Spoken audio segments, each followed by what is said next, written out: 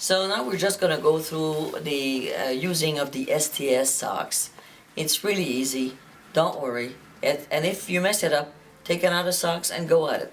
But with the tricks I'm gonna give you today, it should be as easy as pie.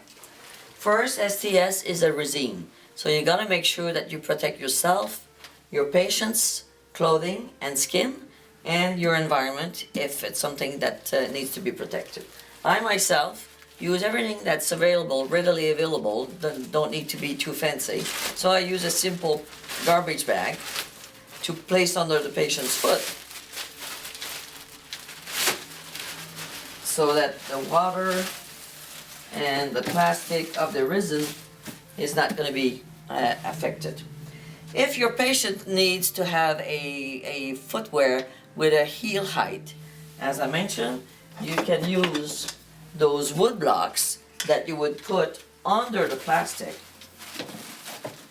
like so, and the heel only would be resting on the heel block. Another thing that you could do is you could take a piece of material that you have and sand it to the height that you would like your patients to have his heel. And in doing so, you would place this under the patient's foot with the arch arriving at about the same place than the shoe would be if that was the heel and the forefoot of the shoe. Personally, with all the patients that we meet, I rarely use any heel heights, whether it be blocks or these, because the patients that you will meet usually do not or cannot wear heel or heel heights enough to need to have this situation taken into consideration. So, first thing that you need to do with the STX is protect your patient with a plastic bag that is provided with the STX when you buy it. You bring it up, protect the clothing. Once this is done, make sure that the bag does not squeeze the toes.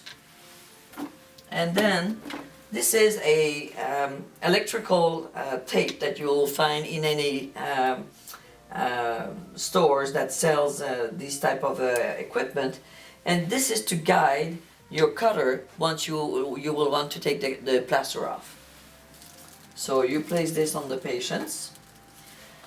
Make sure that you do not cover the toes. The toes need to be in the imprint of the molding, but make sure that you bring this as low as you can, so when you open up the cast, you'll be able to open it up wider, and that's going to make it easier to take the foot out. So I cut these pieces right before, put them in. If the patient can help you, you ask him to hold on to this. If he can't, that's okay, you'll do without. I'm lucky here today, I got a good patient. There you go. Once this is all set, it is imperative that you wear gloves. Otherwise, you're going to be going home with your patient at his home, or he's going to be coming to your house.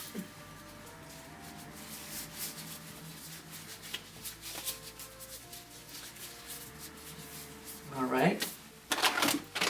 Now you open up. The STS socks come in different sizes, and it is important that you get the right size. If the socks is too small, you're going to squeeze the toes, and that's going to reflect in the molding. If the socks is too wide, the material will not be able to be as close to the foot as necessary, and then the footwear could be affected also by this lack of precision. So in this case, I have a lady, she's shoe size between 6.5 and 7. This is lady shoe size 6 to 10, so this is the one I'm using. It comes in wrapped into this little plastic. You just take it off.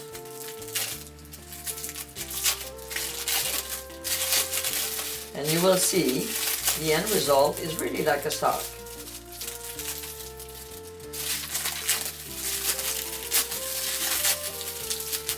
So once you've unrolled the sock, this is what you're getting. It really looks like a sock with the end stitching here.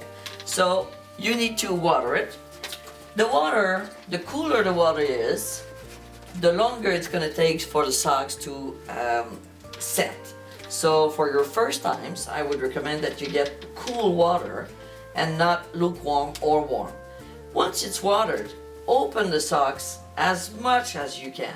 Don't be afraid, you will not tear it open. During the process, if you want to add water, go right ahead. That's not a problem, there's no rush. It won't freeze on you, it won't set on you. You have plenty of times with the cool water. So see, I open it up. It's really something that's now will be easy to put into the patient's foot. So let's go in. If the patient can, you ask him to insert his foot and push in. You take the back of it to give it some space, and you just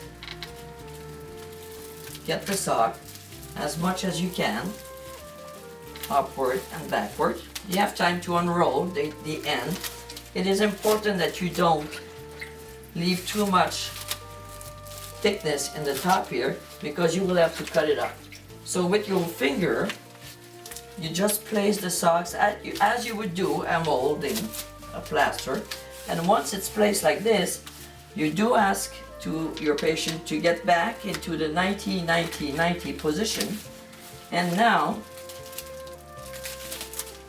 you just place back this yellow guide that you saw earlier, and you do as much as you can to get the shapes and particularities of your patient's foot.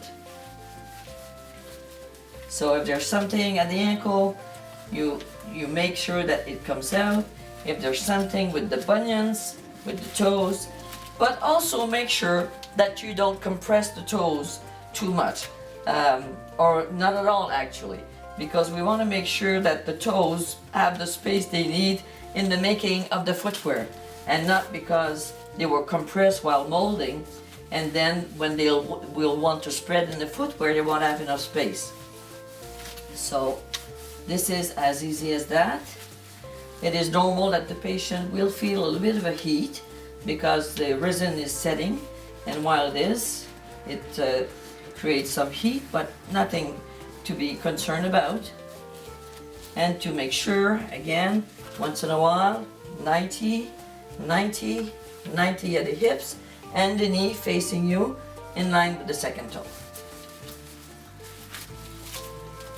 Your molding must absolutely, whether it's a shoe, a bootie, or a boots, you must provide us with a molding that goes over the ankle. If it's a high boots or booties, your measurements of the legs that we showed you in the video before this one will be used to know what the measurements should be. The molding is always made barefoot. If the patient's got an AFO, and the AFO's got to go into the footwear, obviously, you mold with the AFO on. So you put the plastic bag and the STS socks over the AFO. If the patients cannot stand on this position, you mold the patients in the position that is able to maintain. And once it's settled, it doesn't take that much, we'll cut it. So we do have a few minutes to wait because the water was cold.